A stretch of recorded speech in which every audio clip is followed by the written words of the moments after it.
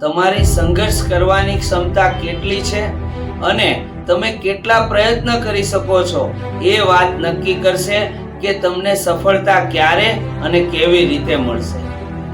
આ સંઘર્ષ જેટલો મોટો હોય છે ને, સફળતા એટલી જ મોટી હોય છે. એવી જ સફળતા પ્રાપ્ત કરેલ વ્યક્તિને આજે મળવાના છીએ. અમીબેન યશભાઈ લાઠિયા, આવો મળીએ. સ્વાગત છે અમીબેન. નમસ્કાર. સૌપ્રથમ તો અભિનંદન અમીબેન. Thank you. આપે જે સફળતા પ્રાપ્ત કરી છે તે બદલ અમને ગૌરવ અનુભવાય છે. આપના પરિવારને, આ સમાજને પણ ગૌરવ અનુભવાય છે. તો અમીબેન, સૌપ્રથમ તો આપ આપનો પરિચય આપો. મારો જન્મ ધોરાજીનો છે અને 3 ધોરણ સુધી મેં ધોરાજીની સરકારી શાળામાં અભ્યાસ કરેલો છે. ત્યારથી હું પછી રાજકોટ ગઈ. રાજકોટની અંદર મેં પીટીસી કોલેજની અંદર પીટીસી કરેલું અને સૌરાષ્ટ્ર યુનિવર્સિટીની અંદર મેં બીકોમ કરેલું છે. અને હાલ હું અત્યારે સુરતમાં છું અને ઠાકોરજીની દયાથી આપણે સુરતના ઓલપાડ વિસ્તારની અંદર સિથાણ પ્રાથમિક શાળાની અંદર સરકારી શિક્ષક તરીકે મારી ફરજ બજાવું છું. ફરીથી અભિનંદન. આ એક ફરજ બજાવવો એ શબ્દ આવે ને ત્યારે જ બેન અમને ગર્વ અનુભવાય છે. અભિનંદન. ખૂબ અભિનંદન બેન. તમારો આ જર્ની સાંભળીને આનંદ થયો, પણ મારો એક પ્રશ્ન છે તમને કે તમને આ શિક્ષક બનવાનો વિચાર કઈ રીતે આવ્યો? હવે શિક્ષક બનવાનું એમાં એવું છે સર કે મારું ફેમિલી બેકગ્રાઉન્ડની અંદર છે ને, એક ભાઈ છે મોટા, એ પોતે શિક્ષક છે, શાળા છે ત્યાં પિયરે. અને એમનો પહેલેથી વિચાર હતો કે મારી બેન છે ને મોટી થાય ને તો પગભર થઈ જાય, એટલે સારો ઉપાય અને સારો ઓપ્શન એને મારા માટે એ લાગ્યો કે તું છે ને પીટીસી કર, એ તારા પગભર ઉપર તું થઈ શક, આત્મનિર્ભર તું થઈ શકે. ખરેખર કહેવાય ને ભાઈની બેની લાડકી. તો એ બેનને રસ્તો બતાવી દીધો એના ઉજ્જવળ ભવિષ્ય માટે. અને આજે એક સરકારી કર્મચારી તરીકે તમે જોડાઈ રહ્યા છો, એટલે તમે નહીં પરંતુ આવનારી પેઢી માટે બી તમે પ્રેરણા સ્ત્રોત બની ગયા છો. ખૂબ સરસ બેન, ધન્યવાદ. તો અમીબેન, શિક્ષક તરીકેનો પ્રથમ દિવસ કેવો રહ્યો? વિદ્યાર્થીઓ સાથે, સ્ટાફ સાથે? હવે અરવિંદભાઈ, આ વિશે વાત કરું તો હરખ થાય, કારણ કે અત્યાર સુધી મેં મારી ફરજ છે ને પ્રાઇવેટ સ્કૂલની અંદર આપેલી હતી. અને પ્રથમવાર આમ જઈએ ને કે ભાઈ સરકારી શાળા, એ અનુભવ હોય, એ આમ ટૂંકમાં અંદરથી આનંદ જ અલગ હોય કે આપણે આટલી મહેનત પછી સરકારી શાળામાં જતા હોય. અને એમાં મહેનતના વસ્તુની અંદર આનંદમાં વધારો ક્યારે થતો હોય કે જ્યારે ઘર કુટુંબ આપણી હારે હોય. પહેલા દિવસે મારું કુટુંબ મારી હારે મને મૂકવા ત્યાં સુધી આવ્યું ને, એટલે આમ એક અલગ ઉત્સાહ હતો. આમ હું વર્ણવી ના શકું.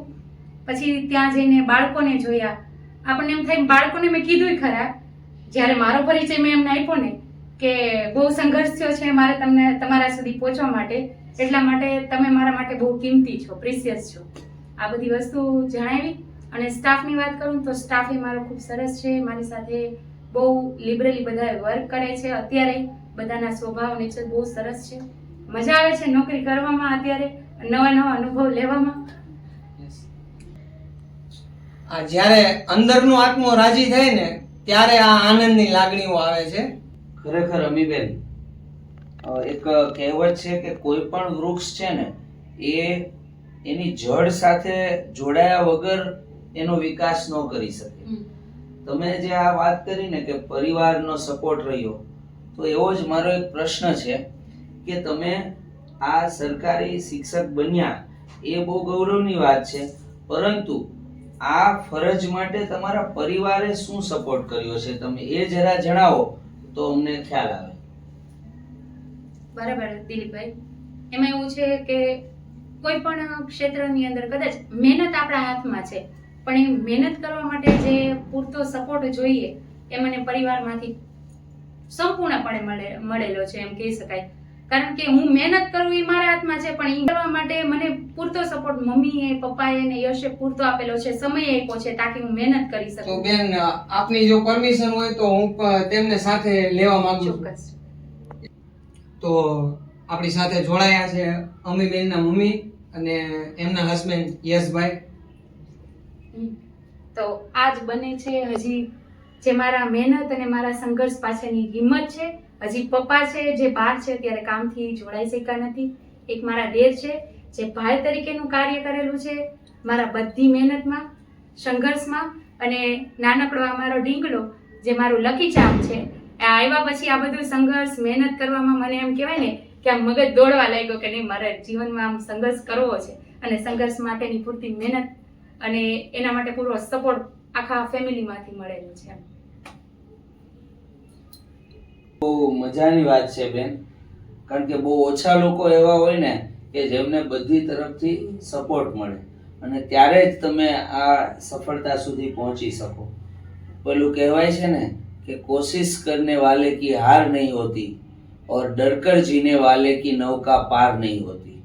એટલે બેનને કોશિશ કરવી હતી, પ્રયત્ન કરવો હતો, એક સરકારી દફતરમાં એને નોકરી લેવી હતી, તો ત્યાં સુધી પહોંચવા માટે એમણે સતત પ્રયત્ન કર્યા અને સખત મહેનત કરી. અને જ્યારે આપણે કોઈ કાર્ય માટે આપણે દિલથી એમાં મહેનત કરતા હોય ને તો આપણી આજુબાજુના બધા જ લોકો એમાં સાથે જોડાઈ જાય છે, જેનું આ જીવતું જાગતું ઉદાહરણ છે. ખરેખર ખૂબ જ પ્રશંસાને પાત્ર છે એમના મમ્મી અને યશભાઈ કે જેમણે એમને સપોર્ટ કર્યો છે ને એ મતલબ એમના માટે લાઈફ ટાઈમ છે. જ્યારે બોલતા હતા ને તો એમના ચહેરા પર જે સ્માઇલ આવતું હતું, ખરેખર એમના સાસુ છે પરંતુ એમના મમ્મીથી જે ઉદ્ગાર કર્યો ને એમના હસબન્ડ છે જે એને હંમેશા પીઠબળ આપે છે, ત્યારે તમે અહીંયા પહોંચ્યા છો. ખરેખર આ જર્ની બહુ ઇન્ટરેસ્ટિંગ ને રસપ્રદ છે. Thank you Amiben, thank you. તો બેન, ગ્રામ્ય વિસ્તારના શિક્ષણ અને શહેરી વિસ્તારના શિક્ષણ વિશે તમારો શું અભિપ્રાય છે? અરવિંદભાઈ, ગ્રામ્ય વિસ્તારનું શિક્ષણ અને શહેરી વિસ્તારના શિક્ષણ પદ્ધતિમાં ઘણો બધો તફાવત છે. જે શહેરી વિસ્તારનું જે શિક્ષણ છે ને, જે બાળકો આવે છે ને એ પૂરેપૂરી સવલતોમાંથી આવે છે. એ બાળકોને જેને શિક્ષણ આપવાનું છે એ ઘડાયેલા બાળકો છે. જ્યારે અત્યારે હું જ્યારે ગામડામાં મુકાયેલી છું એ બધા બાળકો એવી જગ્યાએથી આવે છે કે જેને પૂરતું સવલતો મળતી નથી, પૂરી સુવિધાઓ મળતી નથી. ગવર્મેન્ટ સારી છે, ઘણી બધી સુવિધાઓ આપી અને એ લોકોને શિક્ષણ મળી રહે એના માટે અમારા સુધી પહોંચાડે છે અને અમે બહુ પ્રેમથી પીરસીએ છીએ જ્ઞાન. આટલો ફરક પડી જાય છે બંને. બેન, ખરેખર આ નથી કહેતા કે કાદવમાં જ કમળ ખીલે છે, એવી રીતે તમે જે વિસ્તારમાં અત્યારે ભણાવશો, જે બાળકોને તમે હીરા તરીકે ચમકાવશો, તો એ ખરેખર એની કિંમત વધુ ને વધુ વધશે. ચોક્કસ ચોક્કસ. ખૂબ સરસ અમીબેન. મારો એક પ્રશ્ન તમને એ છે કે તમે આ જે શિક્ષણ પદ્ધતિમાં તમે બાળકોને કોઈ પ્રવૃત્તિ કરાવો છો, એની સાથે બાળક જેવા બની જાઓ છો કે પછી કંઈક એમાં એક્ટિવિટી લઈ અને એને શિક્ષણ આપો છો? એના ઉપર થોડો પ્રકાશ પાડો ને. ચોક્કસ દિલીપભાઈ, બાળકોને શિક્ષણ આપવું ને એટલે આપણે કહી શકાય કે ગમ્મત સાથે જ્ઞાન આપવું. જો ગંભીરતાથી એની પાસે જ્ઞાન આપીશું તો એ આપણી પાસે બેસવાનું નથી. ને મારી પાસે તો એવડા બાળકો આવે છે નાના પ્રાથમિકના, તો જેની સાથે મારે એને રમતા, એની સાથે જુદી જુદી પ્રવૃત્તિઓ કરતા એને, કારણ કે બહુ લાંબો સમય આપણે બાળક પાસે રહેવાનું રહે છે, બરોબર છે, તો એ મારી પાસેથી એવી રીતે જ્ઞાન લેશે, હું એની સાથે બાળક બની જાઉં છું, જ્ઞાન એવી રીતે આપું છું, પ્રવૃત્તિઓ કરાવતી રહું છું, અભિનય ગીત છે, વાર્તાઓ છે, કે તાકી એને મારી પાસેથી ક્યારે રમતા રમતા કંઈક કંઈક શીખવાનું મળી જાય ને એ ઈઝી રહે, એમ ટૂંકમાં એને ફટાફટ યાદ રહી જાય. ના, તમારી આ પદ્ધતિ ખૂબ સરસ છે કે માત્ર ચોક એન્ડ ટોક નથી તમે યુઝ કરતા, તમે એની સાથે બાળક બની જાઓ છો ને એટલે એ લોકોને તમારી સાથેની આત્મીયતા વધે અને એને શીખવા માટે, ગ્રહણ કરવા માટે એક સંબંધ બંધાઈ જાય છે. ખરેખર તમારી વાત ખૂબ સાચી છે. એક શિક્ષક જો ધારે તો પ્રલય લાવી દે, તુફાન લાવી દે, અને એક શિક્ષક જો ધારે તો એ દેશને પ્રગતિના પંથે દોડતો કરે એવા નેતાઓ, એવા વિદ્યાર્થીઓ તૈયાર કરી શકે. ખૂબ સરસ વાત છે બેન, થેન્ક યુ. તો હમીબેન, આપ આપના લક્ષ્ય સુધી પહોંચવામાં કયો સંઘર્ષ કર્યો છે? હવે અરવિંદભાઈ, સંઘર્ષ વિશે વાત કરું ને તો સાંભળેલા તમામ બાળકોને યુવા માટે આ છે કે ભાઈ, ઉદ્યમે સિદ્ધ્યંતે કાર્યાણીના મનોરથે નાહી સુપ્તસ્ય સિંહસ્ય પ્રવિશંતિ મુખ્ય મૃગાઃ. અર્થાત કે ભાઈ કોઈ પણ કાર્ય માટે, કોઈ પણ તમારે લક્ષ્ય પ્રાપ્ત કરવું છે ને તો તમારે સંઘર્ષના મેદાનમાં ઉતરવું પડશે. માત્ર મનોરથથી કાંઈ પણ હાસિલ થાય એવું શક્ય નથી. આપણે મહેનત કરીશું તો બાકી મહેનતનું ફળ આપવું ને એ ઉપરવાળા ઠાકોરજીના હાથમાં છે, ઉપરના ઈશ્વરના હાથમાં છે કે તમને ક્યારે આપવું, કયા સમયે આપવું. બાકી મહેનત છે ને એ આપણા હાથમાં છે. બાકી તો જંગલનો રાજા આપણે આમાં કીધું એમ સિંહ હોય ને એના મોઢામાં બેઠા, મૃગ નથી આવી જતું, હરણ નથી આવી જતું. આની અંદર એ મહેનત કરવામાં મેં પાછું નથી વાળેલું. મમ્મી પપ્પાને મેં વારંવાર કહેતી કે પપ્પા હું લઈશ તો સરકારી નોકરી લઈશ. જેટલી મહેનત કરવી પડે ને એને મહેનત કરવામાં મેં પાછું વાળી નથી જોયું. મેં તમને બતાવ્યું ને હમણાં મારું બાળક એ નાનકડું હતું, ચોખ્ખી ભાષામાં કહું ને તો ત્યારે હું એને ધવડાવતી, એવડું બાળક હતું નાનું મારું. ઘોડિયામાં મૂકતી અને આખી રાતની મહેનત હતી, 4-4, 5-5 વાગ્યા સુધી. અને આ પાછળની તમે જે દિવાલ લ્યો છો ને આખી કાગળિયાથી મારા લખાણથી ભરેલી હતી. જ્યારે પણ હાલું ચાલુ એ કન્ટિન્યુ વાંચન પ્રક્રિયા મારી ચાલુ જ રહેતી. જ્યારે પરીક્ષા આપી ને પછી પરીક્ષા પછી સતત થોડી થોડી મહેનત ને થોડી થોડી અડચણો આવતી હતી, પણ પછી થોડા સંઘર્ષ પછી મેં મારા લક્ષ્યને પ્રાપ્ત કરી લીધું. ખરેખર આ અમીબેનની જે વાત હતી ને, અત્યારની હાલની આ યુવા પેઢીને સમજવા જેવી, જાણવા જેવી છે. અત્યારે હાલમાં યુવા પેઢી કોઈ નિષ્ફળતા આવે ને તો એ પચાવી નથી શકતી, પણ જેટલી તમે નિષ્ફળતા પચાવશો એટલી જ મોટી સફળતા મળશે. થેન્ક યુ અમીબેન આપના જવાબ બદલ. ખૂબ સરસ બેન. તમારી આ સંઘર્ષ યાત્રા જોઈને હું એક નાનકડી વાત તમને કહું કે ખરેખર છે ને આજની યુવા પેઢીને શોર્ટકટ રસ્તાથી સફળતાને મેળવવી છે અને પાછું જલ્દીથી આગળ આવી જવું છે અને જલ્દીથી નિષ્ફળતા મળે તો નિરાશ થઈ જાય છે.